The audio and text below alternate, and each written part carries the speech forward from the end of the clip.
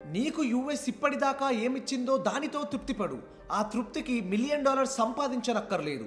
జాబులు పోయి H1 tax కట్టుకోలేక India వెళ్ళిపోయే వాళ్ళున్నారు. చిన్న జాబ్ అయినా పర్వాలేదు, శాలరీ వస్తుంది, సంతోషించు. ఆకలేసినప్పుడు వండుకోవడం తెలియక దగ్గరలో ఇండియన్ రెస్టారెంట్ లేక ముద్ద మూసుకొని మెక్డానల్డ్స్ లో బీఫ్ బర్గర్ తినే వాళ్ళున్నారు. డోర్ డాష్ లో ఆర్డర్ పెడితే 10 నిమిషాల్లో దమ్ బిర్యానీ వస్తుంది, సంతోషించు. ఫ్రైడే నైట్ కోడ్ పుష్ చేసి పెగ్గేద్దామంటే రాత్రంతా ఇష్యూస్ వచ్చి బగ్స్ రిజాల్వ్ కాక ఏడుస్తున్న వాళ్ళు ఎంతో మంది ఉన్నారు. అసలు పేజర్ అంటే ఏంటో తెలియదు, సంతోషించు. ఇల్లు కొని ఈఎంఐ కట్టలేక అప్పులు చేసి తిప్పలు పడే వాళ్ళు ఉన్నారు. 700 ట్రాన్స్ఫర్ చేస్తే రెంట్ అండ్ స్ప్లిట్ వెళ్ళిపోతుంది, సంతోషించు. చాట్ జీపీటీ ఉంటే తప్ప ఫ్లోటింగ్ చేయలేని వాళ్ళు ఉన్నారు. టెక్స్ట్ లో సెక్స్టింగ్ చేయడం మొదలు పెడితే గంగా ప్రవాహంలా వస్తుంది, సంతోషించు. కామదేవుడు కారుణ్యానికి. కొంతమంది ఇండియా వెళ్ళలేని వాళ్ళు ఉన్నారు. వెళ్తున్నావు, వెళ్తే తిరిగి రాలేని వాళ్ళు ఉన్నారు. వస్తున్నావు, గర్ల్ ఫ్రెండ్ రుచి తెలియని వాళ్ళు ఉన్నారు. రోజు వేస్తున్నావు, అసలు పెళ్ళే కాని వాళ్ళు ఉన్నారు. డైపర్లు మారుస్తున్నావు, పెళ్ళే డివోర్స్ కోసం కొట్టుకునే వాళ్ళు ఉన్నారు. డిన్నర్ డేట్లు ప్లాన్ చేస్తున్నావు. డియూఐ పడి డిపోర్ట్ అవ్వలేదు, సంతోషించు. థియేటర్ లో పాలు పోసి చెప్పరి అనిపించుకోలేదు, సంతోషించు. కన్ఫెషన్స్ పేజ్ లో పేరు రాలేదు, సంతోషించు. కూలికి వెళ్ళినప్పుడు కాలభైరవుడు కాల్చి చంపలేదు, సంతోషించు. మోటెల్లో మక్కగాడు మషేటీతో మొండెం తెంచలేదు, సంతోషించు.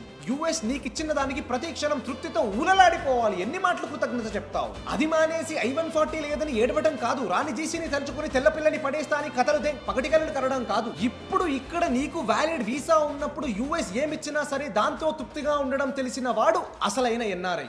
అదే అమెరికన్ డ్రీమ్.